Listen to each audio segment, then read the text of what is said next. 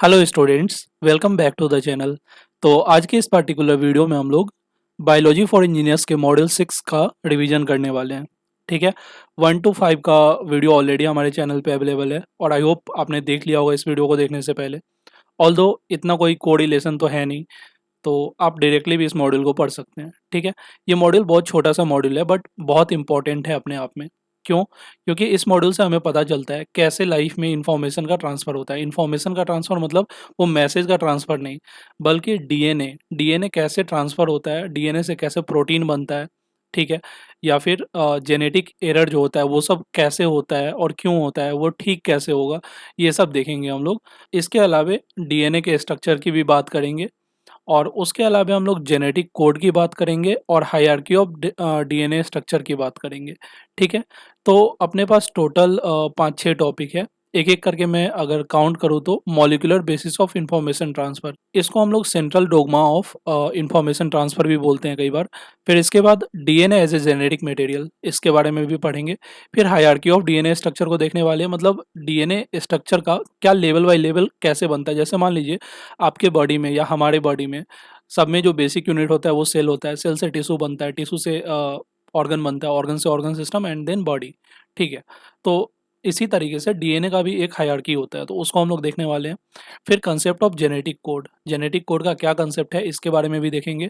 और पीवाईक्यू में genetic code के बारे में पूछा गया कि जेनेटिक कोड है क्या, और इसके प्रॉपर्टी के बारे में डिस्कशन करने को बोला गया है एक बार। ठीक है, इसके अलावा हमें universality and degeneracy of genetic code के बारे में बात करना है। और सबसे एंड में हम लोग gene in terms of complementation and recombination को देखने वाले हैं। ठीक है, सो इस मॉड्यूल से सबसे इम्पोर्टेंट क्या है, तो इस मॉड्यूल से सबसे इम्पोर्टेंट है आपका जेनेटिक कोड का कंसेप्ट और इसके प्रॉपर्टी का कंसेप्ट, और उसके अलावा यूनिवर्सलिटी क्या है और डीजेनेरेसी ऑफ जेनेटिक कोड क्या है, इसको जानना बहुत इंपॉर्टेंट हो जाता है। ठीक है, तो ऐसा नहीं है कि इन्हीं दो टॉपिक से क्वेश्चन आएगा, क्वेश्चन किसी भी टॉपिक से आ सकता है बट ज़्यादा इंपॉर्टेंट ये है। ठीक है, ओवरऑल मेरे कहने का मतलब आप समझ पा रहे होंगे। तो चलिए हम लोग बढ़ते हैं। सबसे पहला टॉपिक, अपना पहला टॉपिक है molecular basis of information transfer. मतलब कि इंफॉर्मेशन ट्रांसफ़र का जो सबसे छोटा बेस है, lowest level to highest level, कैसे इंफॉर्मेशन ट्रांसफ़र हो रहा है, कैसे इंफॉर्मेशन ट्रांसफ़र, मतलब यहाँ पे जीन्स का ट्रांसफ़र से ये लोग रिलेट कर रहे हैं, है ना। जीन्स मतलब पेरेंटल कैरेक्टर का ट्रांसफ़र से ये लोग रिलेट कर रहे हैं। ठीक है, सो इसमें लिखा है the molecular basis of information transfer in biology refers to how genetic information is stored, copied, and used by cells to make proteins which are essential for all life function। ठीक है, मतलब basically the molecular basis of information transfer से हम लोग ये समझते हैं कि जो जेनेटिक इन्फॉर्मेशन है, मतलब जीन्स का जो इन्फॉर्मेशन है, वो कैसे हमारे सेल्स के अंदर स्टोर्ड है। ठीक है, और कैसे इस इंफॉर्मेशन का कॉपिंग हो रहा है, मतलब कैसे डीएनए का कॉपिंग हो रहा है और फिर आगे उस डीएनए का कॉपी होके, मतलब उस डीएनए का कॉपिंग होके प्रोटीन बनने में कैसे हेल्प हो रहा है। ठीक है, यही पूरा प्रोसेस है molecular basis of information transfer. I hope आपने समझा होगा molecular basis of information transfer क्या है। इंफॉर्मेशन का स्टोर होना, मतलब डीएनए के बारे में इंफॉर्मेशन जो होता है उसका स्टोर होना, फिर उस डीएनए का कॉपी होना, मतलब उसके इन्फॉर्मेशन का कॉपी होना। ठीक है, और उसके बाद उसका प्रोटीन सिंथेसिस में हेल्प करना। इसी पूरे प्रोसेस को हम लोग molecular basis of information transfer कहते हैं। इसको थोड़ा और डिटेल में समझेंगे जैसे जैसे हम लोग लेक्चर में आगे बढ़ेंगे। ठीक है, तो चलिए देखते हैं। It means how genetic information is kept safe in DNA, copied when cell divides and then used to make proteins that help the body work properly। ठीक है, यही बात मैंने बोला है। So the whole process follows a flow, ये पूरा process एक फ्लो को फॉलो करता है जो है, सबसे पहले डीएनए बनता है। ठीक है, डीएनए सबसे पहले क्या करता है, सेल्फ रेप्लिकेट करता है। ठीक है, डीएनए अपने आप में रेप्लिकेट करता है। ठीक है, जैसे मान लीजिए आपको पता है कि डीएनए इस तरीके से हेलिकल स्ट्रक्चर में होता है। मैं स्ट्रक्चर सही नहीं बना पा रहा हूँ बट आपको पता है डबल हेलिकल स्ट्रक्चर होता है। ठीक है, सो डीएनए क्या करता है, सिंगल स्ट्रैंड में टूटता है। ठीक है, डीएनए सिंगल स्ट्रैंड में टूटता है और जब सिंगल स्ट्रैंड में टूटता है उसके बाद वहाँ से आरएनए बनता है और फिर आरएनए से प्रोटीन बनता है। ठीक है, और इस होल प्रोसेस को हम लोग central dogma of molecular biology भी बोलते हैं। ठीक है, तो आई होप इस चैप्टर का जो हेडिंग है molecular basis of information transfer, ये थोड़ा बहुत क्लियर हुआ होगा। इसको थोड़ा और डिटेल में देखते हैं हम लोग। तो देखिए, सबसे पहले होता क्या है, डीएनए अपने आप को रेप्लिकेट करता है रेप्लिकेशन के प्रोसेस से, मतलब जो डबल हेलिकल स्ट्रक्चर होता है डीएनए का वो टूटता है और सिंगल स्ट्रैंड में कन्वर्ट हो जाता है। ठीक है, सिंगल स्ट्रैंड में कन्वर्ट हो जाता है। नाउ जब डीएनए का double helical structure single strand में कन्वर्ट होगा तो फिर उस सिंगल स्ट्रैंड का कॉपी होके ट्रांसक्रिप्शन के थ्रू आरएनए बनता है। ठीक है, अब ये आरएनए क्या करता है, आरएनए भी डीएनए टाइप का ही एक जेनेटिक मटेरियल है, बट दोनों में डिफरेंस क्या है, दोनों में डिफरेंस ये है कि डीएनए थोड़ा ज़्यादा स्टेबल है और आरएनए थोड़ा कम स्टेबल है। ऐसा क्यों, ये भी जस्ट हम लोग एक स्लाइड आगे देखने वाले हैं। इसके बाद ये जो आरएनए है, आरएनए हेल्प करता है प्रोटीन सिंथेसिस में। ठीक है, और जब प्रोटीन का सिंथेसिस होता है with the help of what, amino acid, obviously, है ना। सो अमीनो एसिड की हेल्प से आरएनए हेल्प करता है प्रोटीन सिंथेसिस में। और ऑब्वियसली ये जो प्रोटीन है हमारे बॉडी में जो होता है, मसल बनाने में हेल्प करता है या फिर पूरे बॉडी को बिल्ड करने में प्रोटीन ही हेल्प करता है कहीं ना कहीं, है ना। सो इस तरीके से molecular basis of information transfer work करता है। ठीक है, जैसे जैसे इस चैप्टर में आगे बढ़ते जाएंगे कंसेप्ट पे आपका पकड़ ज़्यादा होता जाएगा। ठीक है, तो पेशेंसली आप देखते चलिए। इसके बाद हम लोग समझते हैं कि आरएनए वर्सेस डीएनए में डिफरेंस क्या है और आरएनए क्यों ज़्यादा स्टेबल है डीएनए के कंपैरिजन में। ठीक है, आरएनए को आप लोग राइबोज शुगर भी बोल सकते हैं या राइबो न्यूक्लिक एसिड भी बोल सकते हैं, डीएनए को डीऑक्सी राइबोज न्यूक्लिक एसिड।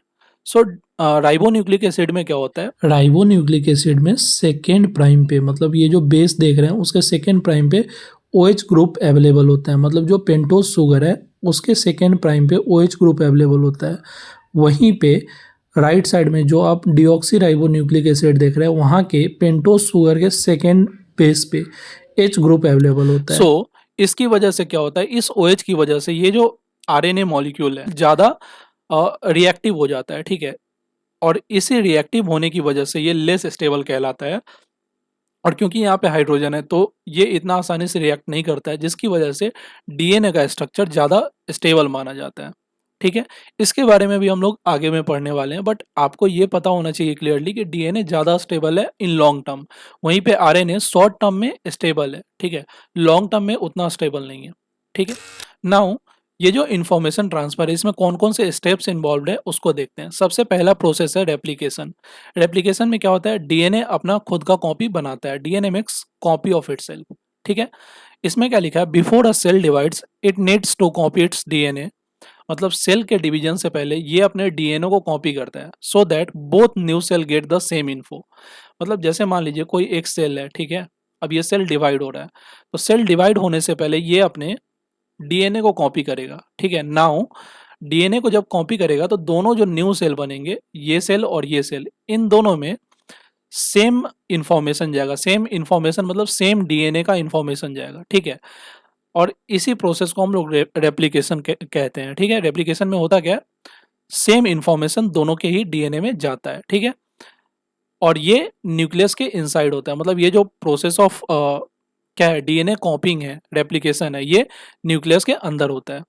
और इसमें मेन एंजाइम कौन इन्वॉल्व होता है, तो इसमें मेन एंजाइम डीएनए पॉलीमरेज करके होता है, वो इन्वॉल्व होता है। ठीक है, ये ऑब्जेक्टिव में पूछा जा सकता है कि डीएनए के रेप्लिकेशन में कौन सा एंजाइम इन्वॉल्व होता है, तो आप बता सकते हैं डीएनए में डीएनए पॉलीमरेज करके एंजाइम होता है जो इन्वॉल्व होता है। So now we have two identical copies of DNA. मतलब रेप्लिकेशन के प्रोसेस से अपने पास जब सेल डिवाइड होगा तो two identical copies of DNA generate हो जाएगा। इसके बाद क्या होता है, इसके बाद ट्रांसक्रिप्शन होता है। ट्रांसक्रिप्शन में क्या होता है, जो कॉपीड डीएनए बना है उससे आरएनए बनाया जाता है या बनता है। ठीक है, now to make protein DNA first gives the information to messenger RNA. मतलब सबसे पहले क्या हुआ, डीएनए का खुद में रेप्लिकेशन होकर कॉपी बना। ठीक है, अब ये डीएनए ट्रांसक्रिप्शन प्रोसेस से क्या बनाएगा, आरएनए बनाएगा। ठीक है, और ये आरएनए आगे इंफॉर्मेशन देगा किस चीज के लिए, प्रोटीन सिंथेसिस के लिए। ठीक है, आगे इंफॉर्मेशन ट्रांसफर करेगा प्रोटीन सिंथेसिस के लिए। सो डीएनए से आरएनए बनने के प्रोसेस को हम लोग ट्रांसक्रिप्शन कहते हैं, और ये भी न्यूक्लियस के अंदर होता है। और ट्रांसक्रिप्शन प्रोसेस में कौन सा एंजाइम इन्वॉल्व होता है, तो आरएनए पॉलीमरेज करके एंजाइम होता है, वो इन्वॉल्व होता है। ठीक है, सो RNA is a photocopy of A small portion of DNA. ठीक है, मतलब आरएनए क्या है, आरएनए कुछ नहीं, डीएनए का ही एक छोटे से पोर्शन का कॉपी है, जिसको हम लोग जीन भी कई बार बोल सकते हैं। ठीक है, मतलब सबसे पहले क्या हुआ, डीएनए खुद में रेप्लिकेट किया और डीएनए का भी एक छोटा सा पोर्शन रेप्लिकेट होके जो बना वो आरएनए कहलाया। ठीक है, अब ये आरएनए आगे हेल्प करेगा किस चीज में, प्रोटीन सिंथेसिस में। Now this RNA will help to synthesis protein. Okay, so the mRNA goes out into the cytoplasm. मतलब अभी से पहले जो दोनों प्रोसेस हो रहा था, मतलब कौन कौन सा प्रोसेस, डीएनए रेप्लिकेशन और ट्रांसक्रिप्शन, वो दोनों हो रहा था कहाँ पे, न्यूक्लियस में। बट अब ये जो आरएनए से प्रोटीन के बनने का प्रोसेस है ये साइटोप्लाज्म के अंदर होगा, where ribosome read it and starts making protein. मतलब प्रोटीन बनाने के लिए राइबोसोम हेल्प करता है, किसको हेल्प करता है, आरएनए को हेल्प करता है। मतलब आरएनए को राइबोसोम हेल्प करता है प्रोटीन बनाने में, और with the help of what, amino acid obviously. So होता है यहाँ पे क्या है, tRNA brings the correct amino acid, मतलब टीआरएनए करेक्ट अमीनो एसिड को लाता है। All amino acid join to form of polypeptide chain. ठीक है, मतलब जितने भी अमीनो एसिड होते हैं वो मिलके पॉलीपेप्टाइड चेन बनाते हैं, जो कि बाद में जाके प्रोटीन बनते हैं, है ना। जैसा कि आप पहले भी पढ़े होंगे कि प्रोटीन क्या है, एक पॉलीपेप्टाइड चेन है। This is called the central dogma of molecular biology. So obviously हुआ क्या, सबसे पहले डीएनए का रेप्लिकेशन हुआ, जो कि मैं बार बार बोलता आ रहा हूँ। डीएनए का रेप्लिकेशन से एमआरएनए बना, है ना। एमआरएनए क्या है, डीएनए का ही एक स्मॉल पोर्शन है। ठीक है, नाउ इस प्रोसेस को, पहला वाले प्रोसेस को ट्रांसक्रिप्शन बोलेंगे। और now this mRNA with the help of ribosome it will make what, protein, it will make protein. ठीक है, and this process is called what, translation. ठीक है, and this translation occurs with the help of tRNA. Okay, now let's learn why it is important, मतलब ये जो पूरा process था DNA से प्रोटीन बनने का, ये इंपॉर्टेंट क्यों है। So this flow of DNA to RNA to protein is how the life works. मतलब डीएनए से आरएनए बनना, मतलब डीएनए का कॉपी होकर आरएनए बनना, आरएनए से प्रोटीन बनना। ठीक है, और प्रोटीन ही कहीं ना कहीं हमारे लाइफ को बिल्ड करने में हेल्प कर रहा है। अगर डीएनए नहीं होगा तो फिर आरएनए नहीं बनेगा, और आरएनए नहीं होगा तो फिर प्रोटीन नहीं बनेगा। ठीक है, so it's how trait pass from parent to child. मतलब डीएनए से आरएनए बनता है, आरएनए से प्रोटीन बनता है, और डीएनए का कॉपिंग होता है। तो जैसे मान लीजिए पेरेंट के डीएनए का कॉपिंग होगा, ठीक है, तो वो बच्चे में जाता है, बच्चे से फिर उनके बच्चे में जाता है। इस तरीके से ट्रेड्स पास होते हैं जनरेशन टू जनरेशन। ठीक है, so this whole process helps us to understand genetics, diseases, biotechnology and more. मतलब जैसे मान लीजिए कई बार पेरेंट्स के पास जो डिजीज होता है वो बच्चे में भी ट्रांसफ़र हो जाता है। सो इस प्रोसेस से हम समझ सकते हैं कि क्यों ट्रांसफ़र होता है, क्योंकि उनके डीएनए में जो डिजीज़ रहा होगा वो थोड़ा बहुत mRNA और प्रोटीन के थ्रू कहीं न कहीं आ गया होगा बच्चे में भी, तो इस तरीके से वो दोबारा से आ गया। ठीक है? सो इस तरीके से ये पूरा प्रोसेस काम करता है। तो आई होप अब आप काफ़ी ज़्यादा कंफर्टेबल हो गए होंगे इस पूरे ही कांसेप्ट में। ठीक है? नाउ बढ़ते हैं नेक्स्ट टॉपिक पे। नाउ अपने पास नेक्स्ट टॉपिक है DNA as a genetic material. Genetic material मतलब जीन्स से रिलेटेड। जीन्स मतलब समझते हैं ना, जो पैरेंटल कैरेक्टर होता है वो बच्चे में ट्रांसफ़र होता है। तो डीएनए कैसे जेनेटिक मटेरियल की तरह वर्क करता है, इसको समझना है। ठीक है, आपके प्रीवियस ईयर क्वेश्चन में आया भी हुआ है कि DNA as a genetic material को आप एक बार एक्सप्लेन करो और उसके प्रॉपर्टीज़ के बारे में चर्चा करो। तो हम इन दोनों बारे में बात करेंगे आराम आराम से। ठीक है, सबसे पहले डीएनए को हम लोग डीऑक्सी राइबोज न्यूक्लिक एसिड बोलते हैं। ठीक है, आपको पता है। और it is the genetic material found in all living organism. ठीक है, मतलब डीएनए सारे लिविंग ऑर्गेनिज्म में पाए जाते हैं, whether it is us human being और एनिमल और बैक्टीरिया और एनीथिंग एल्स। ठीक है, मतलब 99.99% चीज़ों में डीएनए ही जेनेटिक मटेरियल होता है। 0.0001% चीज़ में डीएनए नहीं होता है कई बार। नाउ वो मटेरियल बता ही देता हूँ, वो प्रोटोजवा होते हैं कुछ, जिसमें नहीं होता है डीएनए जेनेटिक मटेरियल। ठीक है, नाउ आगे है, DNA is like a storage system that carries all the instructions needed for a cell to grow, function and pass traits to the next generation। मतलब डीएनए एक तरीके से स्टोरेज स्पेस भी है या स्टोरेज सिस्टम भी है, जिसमें सेल को ग्रो करने के लिए, फंक्शन करने के लिए, ट्रेट्स को पास करने के लिए सारा इंफॉर्मेशन रखा रहता है। मतलब एक सॉफ्टवेयर की तरह है डीएनए, आप ऐसे समझ सकते हो। ठीक है, it is present mainly in the nucleus of eukaryotic cell. So DNA कहाँ पे अवेलेबल होता है, न्यूक्लियस में अवेलेबल होता है, यूकैरियोटिक सेल में। यूकैरियोटिक सेल मतलब जो वेल डिफाइंड सेल होता है, और वहीं पे प्रोकैरियोटिक सेल में डीएनए साइटोप्लाज्म में अवेलेबल होता है। Now DNA has a double helix structure, जो कि आपने पहले भी देखा होगा। ठीक है, so DNA has a double helix structure like a twisted ladder which was discovered by Watson and Crick. ठीक है, ये आपने पहले भी देखा होगा। सो इसमें होता क्या है, जैसे मान लीजिए यहाँ पे 5 प्राइम टू 3 प्राइम करके ऐसे करके गया है, ठीक है, स्ट्रक्चर मान लीजिए, और यहाँ पे ये 3 प्राइम प्राइम टू 5 प्राइम है। सो यहाँ पे क्या होता है, ये डबल हेलिकल स्ट्रक्चर है, कुछ इस तरीके से बाइंडेड बाइंडेड स्ट्रक्चर है अपने पास, ठीक है, आप देख पा रहे होंगे। और यहाँ पे ये बीच में क्या है, बीच में अपने पास पता है डीएनए में 4 चीज़ें होते हैं, adenine, guanine, cytosine and thymine, ठीक है। सो यहाँ पे एडेनिन थाइमीन के साथ बॉन्डिंग करता है और साइटोसिन गुआनिन के साथ बॉन्डिंग करता है, ठीक है। मतलब एडेनिन जब भी होगा तो वो थाइमीन के साथ ही बॉन्डिंग करेगा, और गुआनिन जब भी होगा तो ये साइटोसिन के साथ ही बॉन्डिंग करेगा, ठीक है। मतलब ये एक दूसरे को कंप्लीमेंट करते हैं, ठीक है। मतलब जैसे ही ए आया मतलब नीचे टी आएगा, वहीं पे जी आया तो नीचे सी आएगा, वहीं ऊपर सी आया तो नीचे जी आएगा, ठीक है। मतलब अगर मान लीजिए आपके पास कोई कोड है एजीसी, तो एजीसी किसके साथ कंबाइन करेगा, तो एजीसी ए टी के साथ, जी सी के साथ और सी जी के साथ, ठीक है। तो इस तरीके से ये काम करता है पूरा प्रोसेस। आगे क्या है, प्रॉपर्टीज ऑफ जेनेटिक मटेरियल, ठीक है। तो जेनेटिक मटेरियल के कौन कौन से प्रॉपर्टीज होने चाहिए उसके बारे में बात करते हैं। सबसे पहला property, it shall be able to replicate itself, मतलब जो भी जेनेटिक मटेरियल है अपने आप को रेप्लिकेट तो कर पाए, सबसे पहला प्रॉपर्टी यही होना चाहिए, ठीक है। तो क्या डीएनए और आरएनए अपने आप को रेप्लिकेट कर पाते हैं? सो हाँ, कर पाते हैं, डीएनए और आरएनए दोनों अपने आप को रेप्लिकेट कर पाते हैं। सो ये दोनों जेनेटिक मटेरियल की तरह काम कर सकते हैं। नाउ सेकेंड प्रॉपर्टी है, cell be chemically and structurally stable.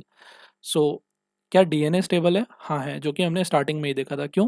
क्योंकि वहाँ पे ओएच बॉन्ड नहीं है जो कि ज़्यादा रिएक्टिव होता है, वहीं पे आरएनए लेस स्टेबल है, बट ऐसा हम नहीं बोल सकते कि बिल्कुल भी स्टेबल नहीं है, स्टेबल है कुछ हद तक, वहीं पे डीएनए ज़्यादा स्टेबल है। सो जेनेटिक मटेरियल की तरह दोनों वर्क कर सकता है, बट ज़्यादा stable DNA. Now third point is shall provide scope for mutation, तो ऑब्वियसली डीएनए भी म्यूटेशन कर सकता है और आरएनए भी कर सकता है, ठीक है।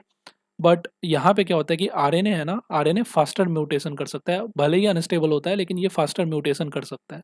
सो ये भी चीज़ ध्यान में रखने वाली चीज़ है। नेक्स्ट है, यहाँ पे फोर्थ पॉइंट होना चाहिए था, shall be able to express itself in form of Mendelian factors. Mendelian factors मतलब आपने पहले पढ़ा होगा, ट्रेड के फॉर्म में अपने आप को एक्सप्रेस करने आना चाहिए उन्हें। दे शेल मेक प्रोटीन, ठीक है। So DNA first make RNA and then make protein, वहीं पे RNA can directly make protein faster.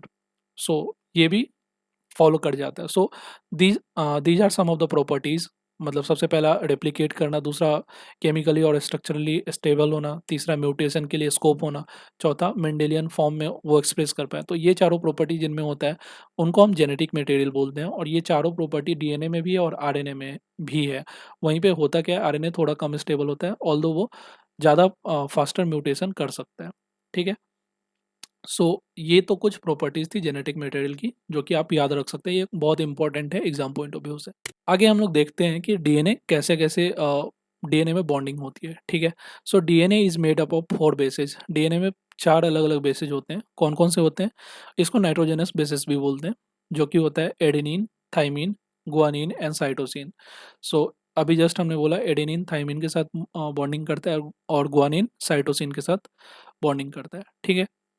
So these are called as complementary pair of, एक दूसरे के, है ना, जैसे मतलब एडेनिन का कंप्लीमेंट्री पेयर थाइमीन हो गया, वहीं पे थाइमीन का एडेनिन, सिमिलरली जीसी और सीजी। आई होप आप समझ पा रहे होंगे। These bases make a specific sequence, this sequence is what makes genes, ठीक है। अब जैसे मान लीजिए ए टी जी सी है, ठीक है। अब ए टी जी सी में अलग अलग बहुत सारे सीक्वेंस हो सकते हैं, अगर ये चारों सीक्वेंस एक ही सीक्वेंस हो 4 का पावर 1 तो ओनली 4 बनेगा। वहीं पे मान लीजिए 4 का पावर 2, चार में से मान लीजिए कि इसको दो तरीके से अरेंज किया, मतलब किसी दो दो के पोजीशन को चेंज किया, तो टोटल 16 केसेज आप बना पाएंगे। वहीं पे अगर हम लोग 3 बार इसके पोजीशन में चेंजेस किए या 3-3 के पेयर में, अगर हम लोग सॉरी यहाँ पे हम लोग अरेंज नहीं कर रहे हैं, यहाँ पे क्या कर रहे हैं, चार में से चारों को सिलेक्ट कर रहे हैं। चार में से अब दो को सिलेक्ट कर रहे हैं, मतलब एटी को सिलेक्ट कर लिया या फिर टीजी को या जीसी को, इस तरीके से सिलेक्ट करेंगे तो 16 पेयर ही बनेगा। वहीं पे चार में से किसी 3-3 को सिलेक्ट करेंगे तो अपने पास टोटल 64 पेयर बनते हैं, और यही 64 पेयर हेल्प करेंगे हमें अमीनो एसिड के साथ, किस चीज़ में, अमीनो एसिड के साथ मर्ज होने में, ठीक है। मतलब बेसिकली हमें एसिड का नहीं, 3-3 बेसिस का कॉम्बिनेशन चाहिए होता है अमीनो एसिड के साथ प्रोटीन बनाने के लिए, ठीक है। सो टोटल 64 ऐसे क्या आते हैं, नाइट्रोजनस बेस के कॉम्बिनेशन आते हैं। मतलब जैसा मान लीजिए ATG आ गया है ना, सिमिलरली ACG आ गया, इस तरीके से 64 डिफरेंट बन सकते हैं। वहीं पे इस 64 डिफरेंट स्ट्रक्चर में AUG नाम का जो कोड होता है इसको हम लोग स्टार्टिंग कोड बोलते हैं। वहीं पे 3 अलग अलग कोड होता है जिसको मैं बता देता हूँ, वो एंडिंग कोड होता है। मतलब जब भी कोई अमीनो एसिड बनता है उसमें स्टार्टिंग कोड और एंडिंग कोड पहले से फिक्स होता है, ठीक है। सो AUG जो होता है वो हमेशा स्टार्टिंग कोड की तरह वर्क करता है, और UAA या फिर UAG या UGA ये एंडिंग कोड होता है। सो सबसे पहली बात, ये कोड होते क्या हैं? तो ये कोड बेसिकली ये जो चारों नाइट्रोजनस बेस है इनमें से 3-3 को सेलेक्ट करके बनते हैं। सो 4 में से 3-3 को जब आप सेलेक्ट करेंगे तो टोटल 64 कॉम्बिनेशन बनते हैं, और ये 64 combination of base with the help of amino acid मिलके प्रोटीन बनाते हैं, ठीक है। तो जब प्रोटीन बनता है तो उसमें स्टार्टिंग जो होता है नाइट्रोजनस बेस का वो हमेशा AUG से होता है, और एंड होता है इन तीनों कोड के साथ, ठीक है। बीच में कोड्स वैरी करते रहते हैं, ठीक है। सो ये और ये इंपॉर्टेंट है, और मोस्टली इंपॉर्टेंट तो ये ज़्यादा है। वहीं पे ये भी इंपॉर्टेंट है, आपसे कई बार पूछा जा सकता है कि एंड कोड क्या क्या होता है, तो ये तीनों आप याद कर सकते हैं, ठीक है। सो आगे लिखा है these bases make a specific sequence and this sequence is what makes genes. So ये बेसेज मिलके अलग अलग सीक्वेंस बनाते हैं जो कि अलग जीन का फॉर्मेशन करते हैं। Genes are like small instruction written in DNA that tell the cell what to do. मतलब हर जीन का अलग अलग फंक्शन होता है। मतलब जीन के अंदर, मतलब जैसे मान लीजिए मेरे जीन है, तो मेरे जीन के अंदर अलग इन्फॉर्मेशन होगा, है ना, आपके जीन के अंदर अलग इन्फॉर्मेशन होगा, एंड एवरीवन के जीन के अंदर अलग अलग इन्फॉर्मेशन होगा। सो इस तरीके से मतलब जो पेरेंटल ट्रेट है वो अलग अलग होते हैं हर एक पर्सन के चाइल्ड में, ठीक है। ये चीज़ आप समझ सकते हैं। व्हेन सेल डिवाइड्स और make protein they read the information और इंस्ट्रक्शन फ्रॉम DNA। सो ये तो आप देख चुके हैं already. That's why we call DNA the genetic material. So इसीलिए हम लोग DNA को जेनेटिक मटेरियल बोलते हैं। क्यों? क्योंकि जो बेसिक इंफॉर्मेशन है या इंस्ट्रक्शन है वो सब DNA में स्टोर्ड है, ठीक है। वही कहीं ना कहीं पूरा डिक्टेट कर रहा है कि कैसे प्रोसेस को आगे बढ़ाना है, कैसे प्रोटीन सिंथेसिस को आगे बढ़ाना है अलग अलग इंडिविजुअल में, ठीक है। क्यों? क्योंकि ये DNA स्टोर करता है, कैरी करता है और पास करता है किसको? जेनेटिक इन्फॉर्मेशन को। तो आई होप आपको समझ में आया होगा कि DNA जेनेटिक मटेरियल है क्यों। मतलब DNA जेनेटिक मटेरियल इसलिए है क्योंकि ये इन्फॉर्मेशन को ट्रांसफ़र कर पा रहा है, और इसके पास पूरा इंस्ट्रक्शन है, पूरा वर्किंग मॉड्यूल है जिसके हेल्प से ये पेरेंटल कैरेक्टर को बच्चे तक पहुंचा पा रहा है, मतलब कॉपिंग में हेल्प कर पा रहा है, ठीक है। ओवरऑल मुद्दा की बात यही है कि DNA जेनेटिक मटेरियल इसीलिए है क्योंकि ये पहली बात तो स्टेबल है, दूसरी बात ये कॉपी कर सकता है अपने आप को, ठीक है। तीसरी बात ये मेंडेलियन फैक्टर में अपने आप को एक्सप्रेस कर सकता है। तो ये सब फीचर है जिसकी वजह से DNA as a genetic material suitable है। RNA भी है बट RNA थोड़ा लेस स्टेबल है, ठीक है। नाउ बढ़ते हैं हायरार्की ऑफ DNA स्ट्रक्चर पे। सो जैसे हम लोग जानते हैं कि सबसे पहले अपने बॉडी की बात कर लो तो सेल होता है अपने बॉडी में बेसिक यूनिट। सेल से टिश्यू बनता है, टिश्यू से ऑर्गन, ऑर्गन से ऑर्गन सिस्टम, और उससे बॉडी, ठीक है। उसी तरीके से DNA में कैसे होता है सब कुछ। सो DNA में सबसे जो छोटा यूनिट होता है वो न्यूक्लियोटाइड होता है, ठीक है। तो न्यूक्लियोटाइड सबसे स्मॉलेस्ट यूनिट ऑफ DNA होता है। तो हर एक न्यूक्लियोटाइड में 3 अलग अलग पार्ट होते हैं। सबसे पहला पार्ट होता है नाइट्रोजनस बेस जिसमें एडेनिन, थाइमीन, ग्वानिन और साइटोसिन होता है, ठीक है। उसके अलावा एक शुगर होता है, पेंटोज शुगर जिसको आप बोलते हैं। DNA के केस में डीऑक्सीराइबोज होता है, RNA के केस में सीधे राइबोज शुगर होता है। वहीं पे एक फॉस्फेट ग्रुप भी होता है, ठीक है। So basic unit of DNA क्या है? न्यूक्लियोटाइड है, ठीक है। न्यूक्लियोटाइड का स्ट्रक्चर भी देखेंगे कैसा होता है। फिर उसके बाद जब सबसे पहला यूनिट क्या होता है? न्यूक्लियोटाइड। न्यूक्लियोटाइड से बनता है पॉलीन्यूक्लियोटाइड चैन। बहुत सारा न्यूक्लियोटाइड जॉइन होकर पॉलीन्यूक्लियोटाइड चैन बनाते हैं। फिर पॉलीन्यूक्लियोटाइड चैन का अगर दो अलग अलग चैन अपोजिट डायरेक्शन में जब रन करता है तो डबल हेलिक्स स्ट्रक्चर बनाता है, जिसको हम लोग किसका स्ट्रक्चर बोलते हैं? DNA का डबल हेलिक्स स्ट्रक्चर। और वो कैसे रन करता है? Anti parallel 5 prime to 3 prime से 3 प्राइम टू 5 प्राइम, इस तरीके से, ठीक है। सो DNA looks like twisted ladder, जो आप पहले से जानते हैं, वॉटसन एंड क्रिक के द्वारा दिया गया हुआ था। Sugar and phosphate forms the backbone. Backbone मतलब ये जो ये होता है ना स्ट्रक्चर इस तरीके से। सो इन्हें बैकबोन बोलते हैं, इन्हें बैकबोन बोलते हैं। सो ये शुगर और फॉस्फेट से मिलके बना होता है। वहीं पे AT और GC ये सब रंग्स ऑफ द लैडर बनाते हैं। मतलब जो सीढ़ी में ये होते हैं ना, इस इसमें यहाँ पे AT और GC का कॉम्बिनेशन होता है इस तरीके से, ठीक है। आई होप आप समझे होंगे अभी तक क्या क्या हुआ। तो सबसे पहले न्यूक्लियोटाइड सबसे स्मॉलेस्ट यूनिट था, क्या था? Nucleotide, NuClEO, nucleotide. इसमें क्या क्या होता है? शुगर होता है, शुगर के अलावा फॉस्फेट होता है, उसके अलावा डीऑक्सीराइबोज एसिड होता है, ठीक है। नाउ न्यूक्लियोटाइड से पॉलीन्यूक्लियोटाइड चैन बनता है, पॉलीन्यूक्लियोटाइड चैन से फिर क्या बनता है? पॉलीन्यूक्लियोटाइड चैन से फिर डबल स्टैंडर्ड पॉलीन्यूक्लियोटाइड चैन बनता है। और जब इसका हेलिकल स्ट्रक्चर बनता है सीडी टाइप से और एंटी पैरेलल स्ट्रैंड में, तो उसको हम लोग बोलते हैं कि वो डीएनए का स्ट्रक्चर है ना। उसको भी हम लोग देख ही लेते हैं वो कैसा होता है। तो आप यहाँ देख सकते हैं, ये जो है ये डीएनए का स्ट्रक्चर है। यहाँ पे देखिए, एक बैकबोन ये है, दूसरा बैकबोन ये है, ठीक है। सो ये दोनों शुगर और शुगर और फॉस्फेट से मिलके बना है, शुगर और फॉस्फेट से मिलके बना है। वहीं पे ये जो सीरी में जो लैडर है, ये सब किससे मिलके बना है? ये सब नाइट्रोजनस बेस से मिलके बना है। और नाइट्रोजनस बेस कैसे कैसे कनेक्ट करते हैं? एडेनिन के साथ थाइमिन कनेक्ट होता है हमेशा, और गुआनिन के साथ साइटोसिन कनेक्ट होता है। ये तो डीएनए में होता है। वहीं पे आरएनए में क्या होता है? आरएनए में एडेनिन थाइमिन तो होता है, और गुआनिन के साथ शायद यूरेसिल करके होता है कोई नाइट्रोजनस बेस, है ना।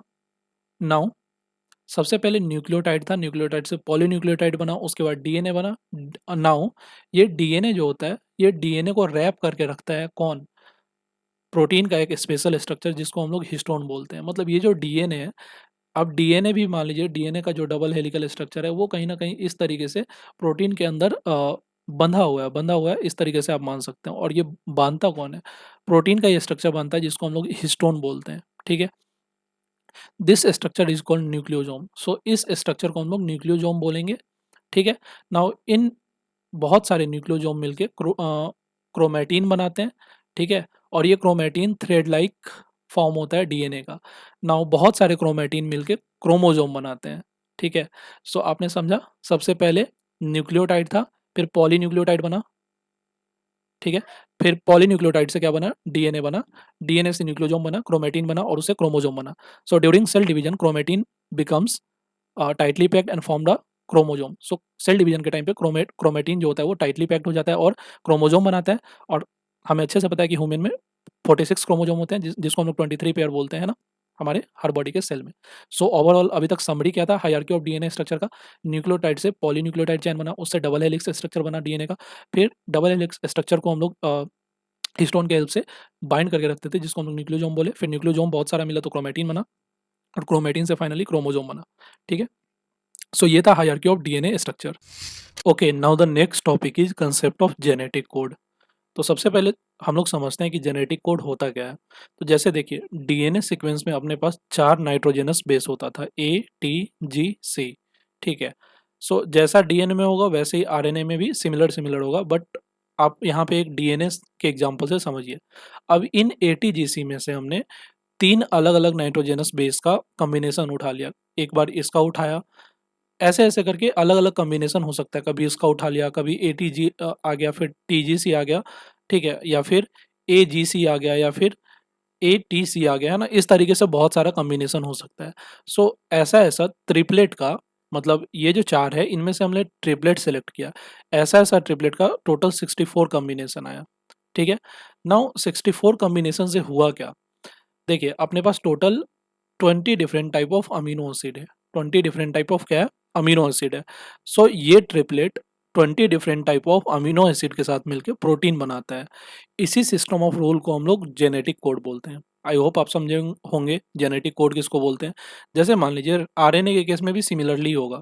जैसे इन चारों में से किसी भी 3 को सेलेक्ट करेंगे, तो 4 में से 3 सेलेक्ट करके उसको अरेंज वैरेंज करने का तरीका टोटल 64 कॉम्बिनेशन बन जाता है, ठीक है। तो ये 64 कॉम्बिनेशन 20 डिफरेंट अमीनो एसिड के साथ मिलके प्रोटीन बनाता है। इसी सेट ऑफ रूल को हम लोग जेनेटिक कोड बोलते हैं। और ये जो ट्रिपलेट हम लोग सेलेक्ट करते हैं, जैसे मान लीजिए कभी ATG सेलेक्ट कर लिया, कभी TGC सेलेक्ट किया, इस टाइप के ट्रिपलेट को हम लोग कोडोन्स बोलते हैं। 3 लेटर वर्ड जो होता है उसको हम लोग कोडोन्स बोलते हैं, और ये 64 होते हैं इन टोटल, ठीक है। नाउ हम लोग यहाँ पे पढ़ सकते हैं, the genetic code is a universal triplet based system of rules. मतलब triplet based system of rule है by which living cell translate nucleotide sequence. ये क्या है? ये न्यूक्लियोटाइड का सीक्वेंस है in DNA RNA into amino acid sequence to build protein. ठीक है, मतलब ये जो न्यूक्लियोटाइड का सीक्वेंस था इसको अमीनो एसिड के सीक्वेंस में चेंज किया गया। किस चीज़ के लिए? प्रोटीन के बिल्डिंग के लिए। ठीक है, comprised ऑफ 64 डिफरेंट कोडोन्स, मतलब ये जो तीन तीन का जो कोडोन्स है वो टोटल 64 इन नंबर्स होते हैं। This code dictates the structure of protein, मतलब अलग अलग कोड के अलग अलग स्ट्रक्चर होंगे प्रोटीन के। ठीक है, इंश्योरिंग एसेंशियल सेलुलर फंक्शन, जो कि इंश्योर करते हैं कि जितने भी नेसेसरी सेलुलर फंक्शन है वो परफॉर्म हो जाए। जैसे कि तीन तीन के कॉम्बिनेशन में यहाँ पे हमने एग्जांपल लिया, तो इतना सारा अपने पास कॉम्बिनेशन बन सकता है। ठीक है, सो इन सारे कॉम्बिनेशन में AUG आपने देख ही लिया है, हमेशा स्टार्टिंग कोडोन की तरह काम करता है। वहीं पे UAA, UAG और UGA ये सब स्टॉप कोडोन की काम करता है, बाकी रेस्ट बीच में आता है। मतलब होता क्या है, कभी भी अमीनो एसिड AUG से स्टार्ट होता है और UAA, UAG और UGA से ख़त्म होता है, बट बीच में जो सीक्वेंस होता है वो चेंज होते रहता है, और मतलब बीच में अलग अलग कोडोन का सीक्वेंस आता है, और based on different type of codon अलग अलग टाइप का प्रोटीन का फॉर्मेशन हो सकता है। ठीक है, मतलब अलग अलग प्रोटीन कैसे हुआ, तो स्टार्टिंग और एंडिंग तो सारे ही प्रोटीन में सेम है, बट बीच में जो हम लोग कोडोन सेलेक्ट कर रहे हैं उसमें कौन कौन सा कोडोन सेलेक्ट करते हैं वो हेल्प करता है हमें डिफरेंट टाइप के प्रोटीन को पाने में या बनाने में। ठीक है, आई होप आप कंसेप्ट ऑफ जेनेटिक कोड को समझ पा रहे होंगे। अब हम लोग कैरेक्टरिस्टिक ऑफ जेनेटिक कोड को समझते हैं। सबसे पहला, ये जो जेनेटिक कोड है वो हमेशा ट्रिपलेट होता है। ठीक है, genetic information is read in sequence of 3 basis called a codon. ठीक है, AUG, UUU इस तरीके से हो सकता है। नाउ दिस इज यूनिवर्सल, मतलब ये जो जेनेटिक कोड है वो यूनिवर्सल है। यूनिवर्सल का क्या मतलब है? मतलब जो जेनेटिक कोड हम ह्यूमंस में फॉलो हो रहा है वही प्लांट में भी फॉलो हो रहा है, वही बैक्टीरिया में भी फॉलो हो रहा है, वही और भी लिविंग ऑर्गेनिज्म में फॉलो हो रहा है। मतलब 99.99% लिविंग ऑर्गेनिज्म में सेम जेनेटिक कोड फॉर्म होता है। इससे ये भी पता चलता है कि हम सब का इवोल्यूशन जो है सेम ओरिजिन से हुआ पड़ा है। ठीक है, बहुत 0.001% चीज़ें हैं जिनका जो जेनेटिक कोड है वो डिफरेंट है। मतलब जैसे मान लीजिए AUG जनरली कई बार मिथियोन को डिनोट करते हैं, मतलब हमारे ह्यूमन बींग्स में या फिर प्लांट्स इन सब में। बट यही चीज़ जब हम प्रोटोजोआ या कुछ वायरसेज में देखते हैं तो इस AUG कोड का मतलब कुछ और होता है। सो वहाँ पे ये चीज़ यूनिवर्सलिटी को थोड़ा सा चैलेंज कर देता है। मतलब 99.99% चीज़ यूनिवर्सल है, बट 0.0001% चीज़ कहीं ना कहीं यूनिवर्सल नहीं है, जिसमें आ जाता है कुछ वायरसेज और कुछ प्रोटोजोआ। ठीक है, नाउ इसके बाद है डिजेनरेट होना, डिजेनरेट या रिडंडेंट होना। मतलब इनके कहने का मतलब है while there are 64 possible codons, मतलब जो 3 का कॉम्बिनेशन है वो टोटल 64 होता है, but they only code for 20 amino acid. मतलब जैसे 20 कॉम्बिनेशन होता है लेकिन वो 20 अमीनो एसिड के लिए ही कोड करते हैं। इसका मतलब कहीं ना कहीं रिपीटेशन जरूर हो रहा होगा, मतलब अलग अलग कॉम्बिनेशन। मतलब जैसे मान लीजिए पहला AUG स्टार्टिंग कोडोन हुआ, रेस्ट 3 एंडिंग वाला कोडोन हुआ, बीच में कुछ सीक्वेंस ऑफ कोडोन लिया हमने, तो ऐसा 3, 4, 5 सीक्वेंस होगा जिससे सेम टाइप ऑफ क्या मिल रहा होगा? प्रोटीन मिल रहा होगा, है ना? सेम टाइप ऑफ प्रोटीन या अमीनो एसिड मिल रहा होगा, जिसकी वजह से जैसे एक टाइप ऑफ प्रोटीन या अमीनो एसिड खत्म भी हो जाएगा, तो वो चीज़ कंप्लीटली नहीं खत्म हो सकता है, क्योंकि वो दोबारा जनरेट किया जा सकता है अलग-अलग दूसरे कॉम्बिनेशन से। सो ये चीज़ हेल्प करता है डीजेनरेसी में। डीजेनरेसी मतलब वापस से उस चीज़ को रिवाइव करने में। ठीक है? सो यही है डीजेनरेसी का कांसेप्ट। नाउ इसके बाद नेक्स्ट कैरेक्टर देखते हैं। सबसे पहले हमने 3 कैरेक्टर में क्या-क्या देखा? ट्रिपलेट कोड होता है, यूनिवर्सल है। यूनिवर्सल मतलब सबका ओरिजिन सेम है। डीजेनरेट होना मतलब अगर गायब भी हो जाएगा तो हम लोग दोबारा से इसको रीगेन कर लेंगे दूसरे कोड की हेल्प से। ठीक है? इसके बाद है नॉन ओवरलैपिंग एंड कॉमास। ये जो कोड होता है वो ओवरलैप नहीं करता और बीच में कॉमा-वॉमा नहीं होता है। मतलब ये सीधे सीक्वेंशियली हम इसे रीड करते हैं, 3 बेसेज एट ए टाइम, बिना किसी पंक्चुएशन से और ओवरलैपिंग कोडन से। Now start and stop signal होता है। स्टार्ट सिग्नल AUG से स्टार्ट होता है, टर्मिनेट सिग्नल UAA, UAG और UGA से स्टार्ट होता है, सॉरी एंड होता है प्रोटीन सिंथेसिस में। नाउ ये जो होता है ये हमेशा स्पेसिफिक होता है और नॉन एम्बिगुअस होता है, मतलब कि हमें कोई भी कन्फ्यूजन नहीं होता है कि इस सेट ऑफ कोडोन से क्या बनेगा। मतलब वो हमेशा फिक्स होता है कि इस सेट ऑफ कोडोन से यही वाला प्रोटीन बनने वाला है या अमीनो एसिड बनने वाला है। ठीक है, सो ये चीज़ हमेशा नॉन एम्बिगुअस होता है, मतलब कि कोई भी कन्फ्यूजन नहीं होता है। ठीक है, so these were the characteristic of what genetic code. Next topic is universality and degeneracy of genetic code. ठीक है, so universality means क्या होता है? Same codons specify the same amino acid in all living organism. मतलब जैसे मान लिया कि ह्यूमन बींग में जो कोडोन है, लेट से मान लिया AUG सीक्वेंस है। ठीक है, ये चीज़ जिस चीज़ को डिक्टेट करेगा वही चीज़, मतलब ये जिस फंक्शन को या जिस न्यूक्लिक एसिड या जिस प्रोटीन को ये बनाएगा ह्यूमन बींग में, यही एयूजी चीज़ सेम चीज़ करेगा किस में, प्लांट में या बैक्टीरिया में। सो ये सब दिखाता है क्या, मतलब सारे जो लिविंग ऑर्गेनिज्म है इन सब का इवोल्यूशन सेम ही स्टेज से हुआ है, सेम ही जगह से हुआ है कहीं ना कहीं। ठीक है, तो इसी को हम लोग यूनिवर्सलिटी बोलते हैं। ठीक है, एग्जाम्पल के लिए आप नीचे पढ़ सकते हैं। नेक्स्ट है डीजेनरेसी। डीजेनरेसी मतलब क्या होता है, degeneracy means most amino acid are coded by more than one codon. यही बोला था हमने कि ज़्यादातर अमीनो एसिड है एक से ज़्यादा कोडोन से कोड किए जाते हैं। तो अगर कोई गैप भी हो जाएगा कहीं ना कहीं तो हम लोग उसको रिवाइव कर सकते हैं दूसरे कोडोन के हेल्प से। जैसे देखिए ल्यूसीन करके एक कोडोन होता है जो यूयूए, यूयूजी, सीयूयू, सीयूसी, सीयूए, सीयूजी। अब मान लिया यूयूए वाला खत्म हो गया, गैप हो गया, तो हम लोग यूयूजी से रिवाइव कर लेंगे ना, या फिर किसी और से रिवाइव कर लेंगे। सो इस तरीके से डीजेनरेसी काम करता है, मतलब डीजेनरेसी इंश्योर करता है कि वो कोडोन कभी खत्म ना हो। ठीक है, so this reduces the harmful effect of mutation. मतलब जिस समय पे म्यूटेशन होगा वहाँ पे कहीं ना कहीं अगर अगर डीएनए प्रिंटिंग में एरर हो गया तो एरर होने के बावजूद भी हम लोग उस कैरेक्टरिस्टिक को दोबारा से रिवाइव कर सकते हैं with the help of degeneracy वाला कंसेप्ट। ठीक है, now together universality and degeneracy makes the genetic code efficient, reliable and adaptable. मतलब डीजेनरेसी और यूनिवर्सलिटी मिलके जो भी पूरा जेनेटिक कोड है उसको इफिशिएंट रखने में, रिलायबल बनाने में और एडेप्टेबल बनाने में कहीं ना कहीं हेल्प करता है अपने को। ठीक है, तो ये था कंसेप्ट ऑफ यूनिवर्सलिटी और डीजेनरेसी। नाउ नेक्स्ट टॉपिक है genes in terms of complementation and recombination. देखिए कॉम्प्लीमेंटेशन एंड रिकॉम्बिनेशन से क्या समझते हैं इसको देखिए। सबसे पहले हम लोग कॉम्प्लीमेंटेशन को समझते हैं। जैसे मान लिया अपने पास ए टाइप का फ्लावर है, फिर दूसरा भी ए टाइप का फ्लावर है। अब इस ए टाइप वाले फ्लावर में अगर कोई म्यूटेशन के वक्त कुछ एरर आ गया, या फिर इस ए टाइप वाले फ्लावर में म्यूटेशन के वक्त एरर आ गया, मतलब दोनों में या तो किसी एक में आया या दोनों में ही आ गया, लेट से मान लीजिए दोनों में आ गया। ठीक है, तो दोनों में एरर आया तो इनके क्रॉसिंग ओवर से जो अगला फ्लावर प्रोड्यूस होगा उसमें भी वो सेम एरर रह जाएगा। वहीं पे यहाँ पे एक दूसरा फ्लावर लिया जहाँ पे code A A B B था, और वहीं पे दूसरा फ्लावर लिया वहाँ पे code A A B B था। मतलब यहाँ पे डिफरेंट कोड थे। डिफरेंट कोड अगर आपस में ओवरलैप करेगा, ठीक है, सो यहाँ पे अगर ये म्यूटेशन के वक्त मतलब जो पहला है दूसरा है इन दोनों का म्यूटेशन होगा तो फिर वापस से ये नॉर्मल किस में, फ्लावर के फॉर्म में कन्वर्ट हो जाएगा। इसके कहने का क्या मतलब है, अगर अगर क्रॉसिंग हुआ और म्यूटेशन के वक्त कुछ एरर आ गया तो दो डिफरेंट टाइप के जीन में अगर एरर आएगा तो वो वापस से नॉर्मल जीन बनाने का क्षमता रखते हैं।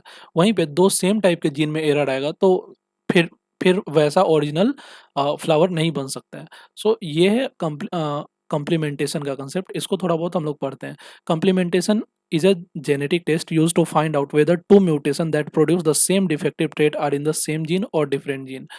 मतलब अगर सेम जीन में अगर कुछ गड़बड़ी हुआ होगा तो फिर न्यू टाइप मतलब जो वापस से हम लोग ओरिजिनल जीन था उसमें हम लोग नहीं पहुंच सकते, वहीं पे डिफरेंट जीन में म्यूटेशन हुआ होगा तो हम लोग ओरिजिनल जीन पे पहुंच सकते हैं। तो ये चीज़ हमें कम्प्लीमेंटेशन के रूल से पता चल जाता है ना कहीं ना कहीं। आगे लिखा है if two mutants are crossed and the offspring show normal phenotype. अगर दो म्यूटेंट को हम लोग क्रॉस करवाते हैं और नॉर्मल फिनोटाइप आ जाता है it means the mutation are in different genes. मतलब अगर डिफरेंट जीन में म्यूटेशन हो रहा होगा तभी तो वापस से वो नॉर्मल फॉर्म में आएगा, अदरवाइज वो नहीं आएगा। ठीक है, इसी प्रोसेस को हम लोग कम्प्लीमेंटेशन बोलते हैं। मतलब कम्प्लीमेंटेशन में होता क्या है, अगर दो डिफरेंट जीन में म्यूटेशन हो रहा है, मतलब एरर आ रहा है कुछ भी, और वापस से उनका रिकॉम्बिनेशन होके न्यू मतलब ओरिजिनल जीन बन जा रहा है या ओरिजिनल फॉर्म ऑफ जो भी चीज़ था वो बन जा रहा है तो उसको हम लोग कम्प्लीमेंटेशन बोलेंगे। अगर ओरिजिनल नहीं बन रहा है तो वो कम्प्लीमेंटेशन को फॉलो नहीं करेगा। ठीक है, if the of spring still show the defective trait. मतलब अगर ऑफ स्प्रिंग में डिफेक्टिव ट्रेट फिर भी आ रहा है इसका मतलब वो जो म्यूटेशन हुआ है वो सेम जीन में हुआ है, क्योंकि वो वही म्यूटेशन अभी भी फॉलो हो रहा है, इसका मतलब सेम जीन में म्यूटेशन हो रखा है। In this way a gene is defined as unit of function that the smallest piece of DNA that when mutated affects a specific trait. मतलब जीन क्या है, जीन डीएनए का सबसे स्मॉलेस्ट क्या है, फंक्शनल यूनिट है। जैसे मान लीजिए हमारे बॉडी में, ह्यूमन बॉडी में सेल स्मॉलेस्ट स्ट्रक्चरल या फंक्शनल यूनिट है, उसी तरह डीएनए का जो सबसे smallest structural and functional unit है वो जीन है कहीं ना कहीं। ठीक है, सो इन जीन में जो भी चेंजेस होते हैं उनकी वजह से ओवरऑल जो चीज़ें हैं वो कहीं ना कहीं इफेक्ट होती है। सो आई होप कि कम्प्लीमेंटेशन समझ में आया होगा। नेक्स्ट है रिकॉम्बिनेशन। तो इसमें क्या होता है, recombination involves the exchange of genetic material, मतलब जेनेटिक मटेरियल का एक्सचेंज होना between chromosomes during crossing over.